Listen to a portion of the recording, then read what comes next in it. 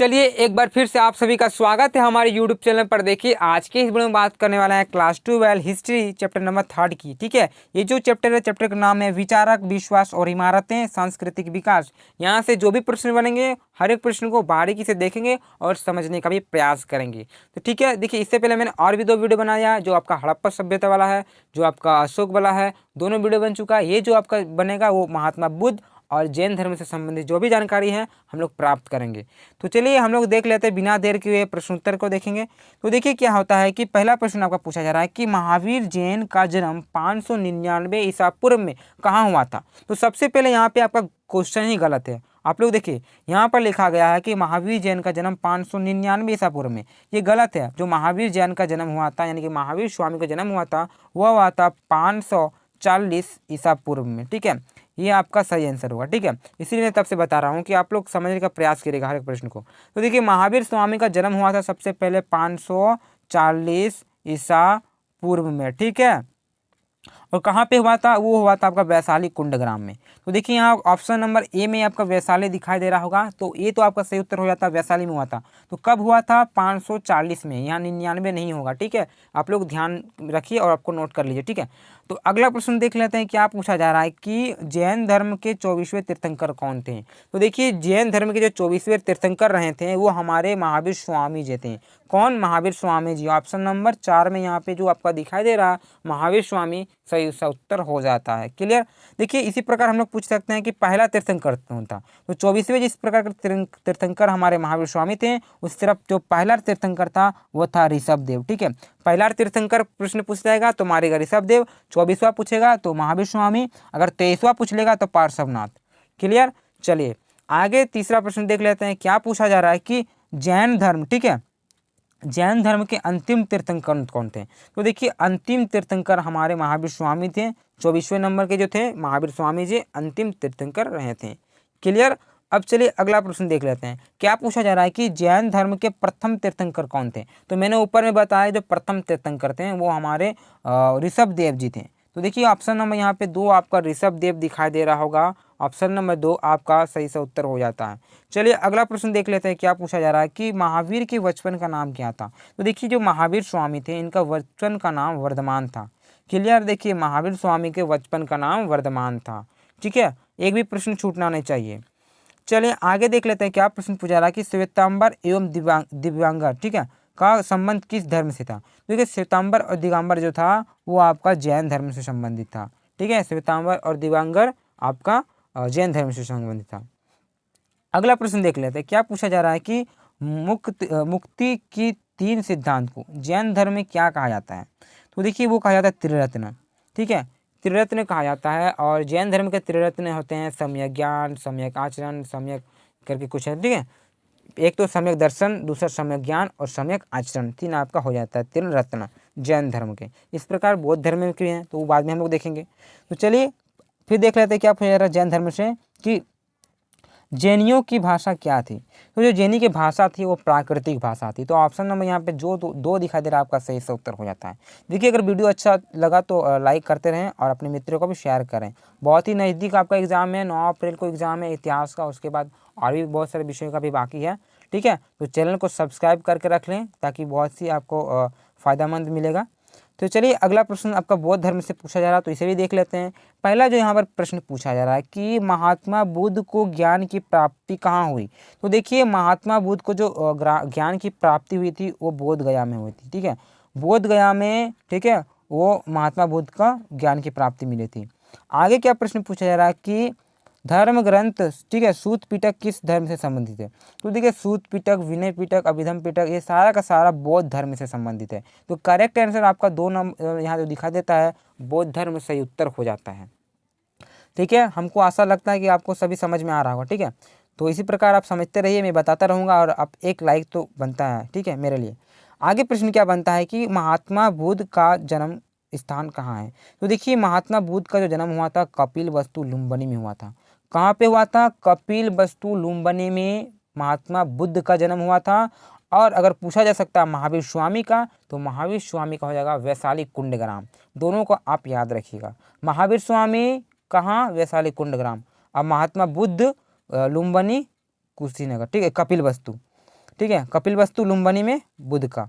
आगे कर प्रश्न क्या पूछा जा रहा है कि बुध का बचपन का नाम क्या था। तो देखिए बुध का बचपन का नाम था सिद्धार्थ, ठीक है, जो गौतम बुद्ध थे इनका बचपन का नाम सिद्धार्थ था, और जो महावीर स्वामी थे उनका बचपन का नाम वर्धमान था। दोनों को दोनों आप याद रखिएगा। चलिए आगे क्या प्रश्न पूछा जा रहा है कि तृतीयक बौद्ध संगति आयोजन कहाँ हुआ था। तो देखिए जो तीसरा जो बौद्ध संगति हुआ था आपका यहाँ पे कुंडल, हाँ, पाटलिपुत्र में हुआ था। कुंडलवन में आपका चौथा बौद्ध संगति हुआ था, ठीक है। तो आपको जो तीसरा जो बौद्ध संगति हुआ था आपका हुआ था ये पाटलिपुत्र में हुआ था। कहाँ पे हुआ था? पाटलिपुत्र में हुआ था। क्लियर। चलिए आगे देख लेते हैं। अगला जो प्रश्न पूछा जा रहा है कि महात्मा बुद्ध की मृत्यु कहाँ हुई। सबसे पहले ये बताना है, उसके बाद क्या बताना, अथवा करके और एक प्रश्न दिया है कि बुद्ध ने महापरिनिर्वाण कहाँ प्राप्त किए। देखिए जो मृत्यु है ना, मृत्यु को ही यहाँ पे महापरिनिर्वाण कहा जाता है। तो कहीं आपको प्रश्न दिखाई देगा कि मृत्यु वहाँ पे लिखा नहीं रहेगा, और इस प्रकार से बुद्ध मतलब लिखा रहेगा कि बुद्ध के महापरिनिर्वाण का कहाँ हुआ। तो इस प्रकार से आपको बताना है कि उसका मृत्यु कहाँ पे हुआ था, ठीक है। तो जो मृत्यु हुआ था वो हुआ था कुशीनगर में, हाँ कुशीनगर में हुआ था। तो महात्मा बुद्ध का जो मृत्यु हुआ था वो कुशीनगर में हुआ था। ये बात भी आप लोग ध्यान में रखिएगा। क्लियर।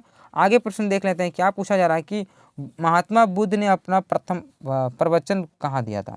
तो वो दिए थे आपका सारनाथ में दिए थे। देखिए आपका ऑप्शन नंबर यहाँ जो ये दिखा दे रहा है सारनाथ आपका सही उत्तर हुआ था।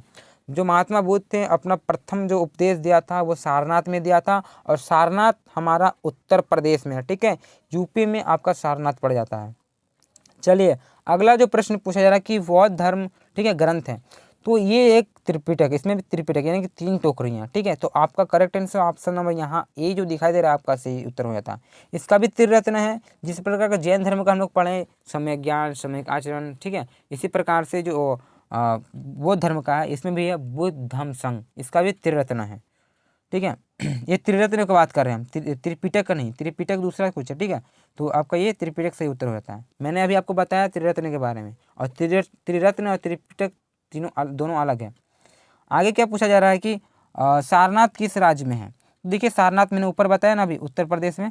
ये भी प्रश्न पूछा गया। चलिए आगे क्या प्रश्न पूछा जा रहा है कि निम्नलिखित में से किसे विष्णु का अवतार माना जाता है। तो देखिए जो महात्मा बुद्ध हैं यानी कि गौतम बुद्ध हैं, इन्हें विष्णु का अवतार माना जाता है। बहुत सारा देखिएगा महात्मा बुद्ध का स्टेचू लगा हुआ रहता है, और महात्मा बुद्ध को एशिया का लाइट भी कहा जाता है, ठीक है, लाइट ऑफ एशिया भी कहा जाता है। और आगे देख लेते हैं क्या प्रश्न पूछा जा रहा है कि आजीवक संप्रदाय की स्थापना किसने की। तो वो किए थे समकली गोसल ने, ठीक है। तो करेक्ट आंसर आपका ये जो दिखाई दे रहा है सही उत्तर हो जाता है, यानी कि एक नंबर, ठीक है। आगे क्या प्रश्न पूछा जा रहा है कि स्तूप का संबंध है। तो स्तूप का संबंध है वो किस धर्म से, वो आपका बौद्ध धर्म से संबंधित, ठीक है। जो स्तूप का संबंध है आपका बौद्ध धर्म से संबंधित है। चलिए आगे प्रश्न क्या पूछा जा रहा है कि सांची स्तूप की खोज किसने की थी। तो देखिए सांची का जो स्तूप है इसका जो खोज किया था वो क्या था, जे टेलर ने, यानी कि करेक्ट आंसर ऑप्शन नंबर जो ए दिखाई देता है आपका सही सा उत्तर हो जाता है। चलिए आगे क्या प्रश्न पूछा जा रहा है कि सांची मध्य प्रदेश के किस जिले में स्थित है। सबसे पहले तो सांची की स्तूप है कहाँ, वो मध्य प्रदेश में, और मध्य प्रदेश के किस जिले में है वो आपको बताना है। देखिए मध्य प्रदेश के भोपाल में है सांची का स्तूप, ठीक है। ये बात आप लोग एक एक प्रश्न को आप लोग बहुत छोटे छोटे प्रश्नों को आप लोग एक एक करके रखें, क्योंकि देखिए 1 नंबर टाइप का है ना, कहीं से भी कुछ प्रश्न पूछ सकता है। तो देखिए हर एक वीडियो को आप लोग 2-2 बार देखिए, इससे आप लोग को बहुत कुछ समझ में आ जाएगा। तो चलिए और भी जो भी महत्वपूर्ण प्रश्न है उन्हें भी देख लेते हैं, ठीक है। तो ये जो यहाँ पर प्रश्न पूछा जा रहा है कि महावीर स्वामी जैन धर्म के डैश तीर्थंकर थे। तो कितने नंबर के तीर्थंकर थे महावीर स्वामी, वह 24वें नंबर के तीर्थंकर थे। जो महावीर स्वामी है जैन धर्म के 24वें नंबर के तीर्थंकर थे। आगे क्या प्रश्न पूछा जा रहा है कि 6ठी शताब्दी ईसा पूर्व में भारत में डैश आंदोलन शुरू हुआ। तो कौन सा आंदोलन शुरू हुआ था, वो था धर्म सुधार की, यानी कि करेक्ट आंसर इधर देखिए साइड में लिखा हुआ है। आगे क्या प्रश्न पूछा जा रहा है कि महावीर का जन्म 540 ईसा पूर्व वैशाली के निकट डैश में हुआ था। देखिए मैंने बताया ऊपर में 540, तो यहाँ 540 ठीक लिखा हुआ है, और वैशाली में हुआ था मैंने बताया, वैशाली कुंडग्राम में हुआ था, ठीक है। देखिए यहाँ पर कुंडग्राम लिखा हुआ है। क्लियर। चलिए आगे देख लेते हैं अगला प्रश्न। क्या पूछा जा रहा है कि महावीर का वास्तविक नाम क्या था। तो देखिए महावीर का वास्तविक नाम वर्धमान था। वही प्रश्न यहाँ पे आपका रिवीजन हो जा रहा है। ये मत सोचिए कि मैंने ऊपर में बताया तो क्या हुआ, ऊपर देख लीजिए, आप ही का माइंड में घुस जाएगा, ठीक है। चलिए अगला प्रश्न देख लेते हैं। क्या लिखा हुआ है कि रिजुपालिका नदी के तट पर, ठीक है, साल वृक्ष के नीचे वर्धमान को डैश प्राप्त हुई। तो देखिए सबसे पहले जो बात करेंगे, जो महावीर स्वामी हैं इनको जो प्राप्त हुआ साल वृक्ष के नीचे, और महात्मा बुद्ध को पीपल वृक्ष के नीचे। दोनों में आप लोग कन्फ्यूज मत होइएगा। तो देखिए जो रिजुपालिका नदी है, जो रिजुपालिका नदी के तट पर साल के वृक्ष के नीचे, ठीक है, वर्धमान यानी कि जो महावीर स्वामी इनको ज्ञान की प्राप्ति हुई। ठीक है, यहाँ पे ज्ञान आपका करेक्ट आंसर हो जाएगा। यहाँ डैश जो लिखा हुआ है खाली जगह में आप ज्ञान भर दीजिएगा। आगे देख लेते हैं क्या है कि दिव्यगाम्बर और श्वेतांबर डैश की शाखाएं हैं। तो बोले अभी जैन धर्म से, ठीक है, दोनों जैन धर्म से संबंधित है। आगे प्रश्न देख लेते हैं क्या पूछा जा रहा है कि जैन धर्म में सम्यक श्रद्धा, सम्यक ज्ञान और सम्यक आचरण को डैश कहा जाता है। तो त्रिरत्न कहा जाता है। मैंने अभी त्रिरत्न आप सभी को बताया ऊपर में, सम्यक दर्शन, सम्यक ज्ञान, सम्यक आचरण किससे संबंधित हैं। तो ये सम्यक जो भी आ रहा है आपका जैन धर्म से संबंधित है। और क्या है, तीनों ये त्रिरत्न है। क्लियर। चलिए आगे देख लेते हैं क्या पूछा जा रहा है। फिर पूछा जा रहा है कि संलेखना डैश से संबंधित है, वो आपका जैन धर्म से संबंधित है। क्लियर। आगे प्रश्न पूछा जा रहा है कि अनुव्रत के विचार डैश से संबंधित है। तो अनुव्रत यानी कि आत्मा का अस्तित्व, करेक्ट आंसर इधर लिखा हुआ। ठीक है, तो चलिए अगला प्रश्न देख लेते हैं। क्या पूछा जा रहा है कि जैन धर्म, ठीक है, डैश जैन धर्म का एक सिद्धांत है, तो महावीर के। ठीक है, तो देखिए इधर आंसर लिखा हुआ है। चलिए आगे क्या लिखा हुआ प्रश्न की दिगंबर पंथी डैश के कट्टर अनुयायी थे, वो थे ब्रह्मचार्य के। ठीक है, ब्रह्मचार्य के लोग कट्टर सिद्धांत थे। आगे पूछा रहा कि महावीर स्वामी ने डैश सिद्धांत छोड़ा, तो वो छोड़ा था ब्रह्मचार्य को। ठीक है, ये अब बात कर लेते हैं अगला प्रश्न की। देखिए प्रश्न क्या पूछा जा रहा है कि डैश को निग्रंथ के नाम से भी जाना जाता है। देखिए जो महावीर स्वामी हैं इनको निग्रंथ के भी नाम से जाना जाता है। इस प्रकार देखिए आपका जैन धर्म वाला समाप्त हुआ। अब हम लोग थोड़ा बात कर लेते हैं बौद्ध धर्म वाला। तो देखिए यहाँ भी बहुत ही महत्वपूर्ण प्रश्न है, इसे भी देख लेते हैं। क्या पूछा जा रहा है कि महात्मा बुद्ध का जन्म डैश में हुआ था। तो देखिए महात्मा बुद्ध का जो जन्म हुआ था वो था लुम्बिनी में हुआ था, कपिलवस्तु में हुआ था। अब कब हुआ था, 563 ईसा पूर्व में हुआ था। ये भी बात आप लोग ध्यान में रखिएगा। चलिए आगे प्रश्न क्या पूछा रहा है कि बौद्ध ने अपने उपदेश, ठीक है, जन साधारण की भाषा डैश में दी थी। तो वो जो भाषा था उसका पाली भाषा था। ठीक है, पाली भाषा में दिया था। आगे प्रश्न पूछा जा रहा है तीसरा नंबर के डैश बौद्ध साहित्य की प्रमुख भाषा थी। तो पाली भाषा। ठीक है, जो जैन धर्म जो भी मतलब सॉरी बौद्ध धर्म में जो भी दिया था वो पाली भाषा में दिया गया था। अगला प्रश्न पूछा जा रहा है कि बौद्ध धर्म के मुख्य ग्रंथ डैश हैं। तो आपका हो जाएगा त्रिपिटक। ठीक है, पिटक भी यहाँ लिखा है, तो त्रिपिटक आपका सही उत्तर हो जाएगा। जो मुख्य ग्रंथ है वो त्रिपिटक है, यानी कि 3 टोकरियाँ, और एक हो जाएगा अभिधम पिटक, विनय पिटक, ठीक है, और एक क्या होगा। ठीक है, इस प्रकार से आपका कुछ त्रिपिटक है। आगे देख लेते हैं क्या पूछा जा रहा है कि महात्मा बुद्ध ने डैश का प्रतिपादन किया। ठीक है, किसका क्या था, 4 आर्य स्तव की। ठीक है, ये आपका सही उत्तर हो जाता है। चलिए आगे क्या पूछा जा रहा है कि डैश के, ठीक है, अवलंबन में दुख के कारण को समाप्त किया जा सकता है। वो अष्टांग भाग। ठीक है, अष्टांग भाग आपका यहाँ पे उत्तर हो जाता है। चलिए और थोड़ा आगे देख लेते हैं क्या प्रश्न पूछा जा रहा है कि 483 ईसा पूर्व में उत्तर प्रदेश के कुशीनगर में बुद्ध का देहावसान हुआ। इस घटना को डैश कहा जाता है। तो देखिए जो महात्मा बुद्ध का जो जिस दिन मरते हैं, मरने का जो समय यहाँ बात किया गया है, तो उसको क्या कहते हैं। तो यहाँ पे ऊपर भी मैंने बताया, और इसे महापरिनिर्वाण कहते हैं। ठीक है, महापरिनिर्वाण इसका मृत्यु को कहते हैं। और मृत्यु इसका कहाँ हुआ था, कब हुआ था, तो कुशीनगर में हुआ था 483। ठीक है, और कुशीनगर भी आपका उत्तर प्रदेश में पड़ता है। चलिए आगे प्रश्न देख लेते हैं क्या पूछा जा रहा है कि महायान संप्रदाय की स्थापना का श्रेय डैश को जाता है। तो महायान संप्रदाय की स्थापना को हम लोग जाता है नागार्जुन को। क्लियर। आगे प्रश्न पूछा जा रहा है कि डैश बुद्ध को अवतार मानकर उनकी मूर्ति बनाकर उपासना करने लगे। तो महायान जो है, महायान ने महात्मा बुद्ध को उसका मूर्ति बनाकर पूजा करने लगा। आगे प्रश्न पूछा जा रहा है कि संप्रदाय ने महात्मा बुद्ध के मूल उपदेशों की स्वीकार किया। तो क्या किसने किया, हीनयान। ठीक है, आपका करेक्ट आंसर इधर साइड में लिखा हुआ है। आगे प्रश्न देख लेते हैं क्या पूछा जा रहा है कि डैश में महात्मा बुद्ध की पुनर्जन्म की कथाएं हैं। तो देखिए जहाँ तक कथाएं ना, इसमें जो भी महात्मा बुद्ध के पुनर्जन्म की कथाएं हैं वो आपका इसमें है। तो जहाँ तक कथा आपका सही से उत्तर हो जाएगा। क्लियर। आगे क्या लिखा हुआ है कि डैश 3 ग्रंथ, जैसे कि विनय पिटक हो गया, सुत पिटक हो गया, अभिधम पिटक हो गया। ठीक है, संग्रहों का सामूहिक नाम है। तो देखिए मैंने बताया त्रिपिटक है, एक तो विनय पिटक, सुत पिटक और अभिधम्म पिटक, ये तीनों के तीनों क्या है, त्रिपिटक है। क्लियर। चलिए आगे क्या प्रश्न पूछा जा रहा है कि मैं बुद्ध की मूलभूत शिक्षाओं को 2 ग्रंथों में, एक विनय पिटक एक सूत पिटक में संकलित किया है। ठीक है, क्या गया है, तो एक प्रथम बोध संगति और दूसरे बोध संगति में। क्लियर। चलिए आगे प्रश्न क्या पूछा जा रहा है कि तीसरी बोध संगति के समय डैश नामक एक नए, ठीक है, पिटक का संकलन हुआ, तो वो हुआ था अभिधम्म पिटक। जो तीसरे बोध संगति है उसमें अभिधम्म पिटक, और जो 1 और 2 हुआ था वो आपका हुआ था सूत पिटक और जो आपका विनय पिटक। क्लियर।